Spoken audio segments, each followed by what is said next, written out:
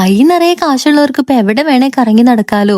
ശരിയാണ്, കൈ നിറയെ കാശുണ്ടെങ്കിൽ കറങ്ങി നടക്കാൻ പറ്റും. പക്ഷെ അതിനുള്ള സമയവും സാഹചര്യവും കൂടെ നമുക്ക് ഉണ്ടായിരിക്കണം എന്ന് മാത്രം. ഞാനടക്കമുള്ള പല ആളുകളും സ്ഥിരമായിട്ട് പറയുന്ന ഒരു കാര്യമായിരിക്കും, 24 മണിക്കൂർ ഒരു ദിവസത്തിലുണ്ടായിട്ടും മനുഷ്യന് നിന്ന് തിരിയാൻ നേരമില്ലെന്ന്. 4:30ക്കും 5:30ക്കും ഒക്കെ എഴുന്നേക്കുന്നത് മുതല് രാത്രി 10:30, 11 മണി, 12 മണി വരെ നീളൂത്ര തിരക്ക്. ഉറങ്ങാൻ വേണ്ടി ഒന്ന് കണ്ണടയ്ക്കുമ്പോഴത്തേക്കും എഴുന്നേക്കാനുള്ള അലാം അടിച്ചു കഴിഞ്ഞു. പിന്നെയും തുടങ്ങി തിരക്ക്. പിന്നെ വീട്ടിലെ ജോലിയും അല്ലാത്ത ജോലിയും പിള്ളേരുടെയും ഭർത്താവിന്റെയും വീട്ടുകാരുടെയും ഒക്കെ സകല കാര്യങ്ങളും നോക്കി സ്വന്തം കാര്യത്തിന് സമയമില്ല എന്ന് പറഞ്ഞു നടക്കും. ഇതൊക്കെ ഇപ്പൊ എങ്ങനെ ശരിയാക്കാനാ, എങ്ങനെ ഇത്തിരി സമയം കണ്ടുപിടിക്കുന്നതെന്ന് ചോദിച്ചു കഴിഞ്ഞാൽ ഞാൻ കണ്ടുപിടിച്ച കുറച്ച് കാര്യങ്ങളുണ്ടേ. ആദ്യം തന്നെ നമ്മൾ ചെയ്താൽ മാത്രമേ എല്ലാ കാര്യങ്ങളും പെർഫെക്റ്റ് ആയിട്ട് ഇരിക്കുള്ളൂ എന്നുള്ള ചിന്ത മാറ്റിവെക്കുക. അതുപോലെ നമുക്ക് വേണ്ടി മറ്റുള്ളവർ ചെയ്തു തരുന്ന സഹായം കൊണ്ട് നമുക്ക് അരമണിക്കൂറോ 1 മണിക്കൂറോ ലാഭിക്കാൻ പറ്റുകയാണ്, നമ്മുടെ ജോലി കുറച്ച് കുറഞ്ഞു കിട്ടുന്നുണ്ടെന്നുണ്ടെങ്കിൽ ആ സഹായം അങ്ങ് സ്വീകരിക്കുക. സഹായത്തിന് ആളെ വിളിച്ചു കഴിഞ്ഞാൽ അതൊരു വൃത്തിയാവില്ല, അല്ലെങ്കിൽ